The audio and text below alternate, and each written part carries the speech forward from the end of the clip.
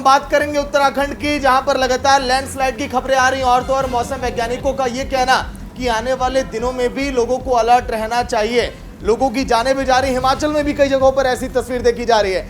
इसीलिए लगातार news India आपको सचेत कर रहा है कि आप लगातार कई जगहों पर जो भारी बारिश हो रही है पहाड़ी इलाकों में, आप जाने से बचें। मौसम वैज्ञानिकों का जो अलर्ट है उसको भी आप समझिए, उसके बाद आप अपने कदम को आगे रखिए। मीनाक्षी, बिल्कुल, तो जिस तरीके से उत्तराखंड, क्योंकि एक पहाड़ी राज्य है, हिमाचल एक पहाड़ी राज्य है, जम्मू कश्मीर की बात करें तो वहां पर भी पहाड़ जो है वो दरकते हैं। पिछले दिनों आपने तस्वीरें देखी थी कि किस तरीके से अमरनाथ गुफा के पास में बादल फटा था, और बादल फटने के साथ जो तबाही का मंजर देखने को मिला था वो भी आपको याद होगा।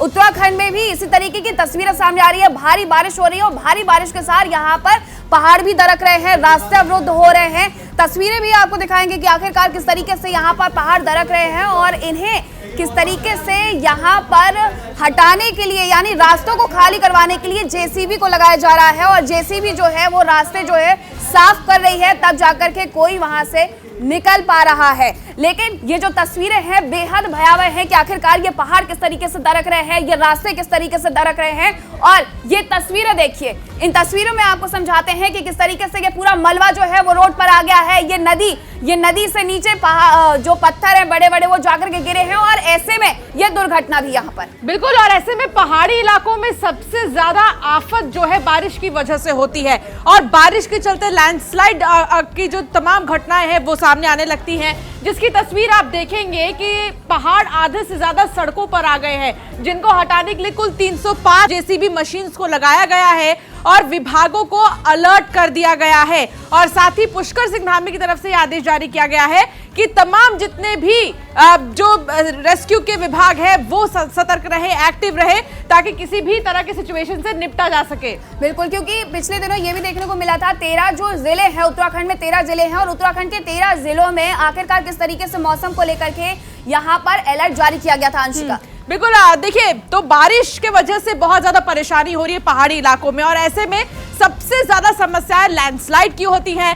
लैंडस्लाइड की वजह से ही बहुत ज्यादा समस्याएं होती हैं और पहाड़ें भी दरकती हैं जब, तो जो वहां के स्थानीय लोग होते हैं उनको सबसे ज्यादा परेशानी होती है। सागर, मौसम वैज्ञानिक महेश जी भी जुड़ गए फोन लाइन पर। महेश जी, स्वागत है न्यूज इंडिया में।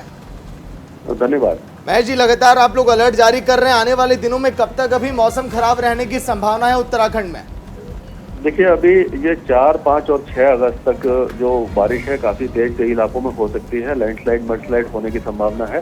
7 तारीख से वेदर क्लियर होना शुरू हो जाएगा। उसके बाद कम से कम 5-6 दिनों तक कोई भी खास वेदर एक्टिविटी दिखाई नहीं दे रही है। अभी जो एक्सेस ऑफ मानसून ट्रफ है वो उत्तर में है, तो और ईस्टर्ली विंड चल रही है, तो ये पूरा मॉइस्चर उस इलाके में है, इसके कारण ये भारी बारिश हो रही है।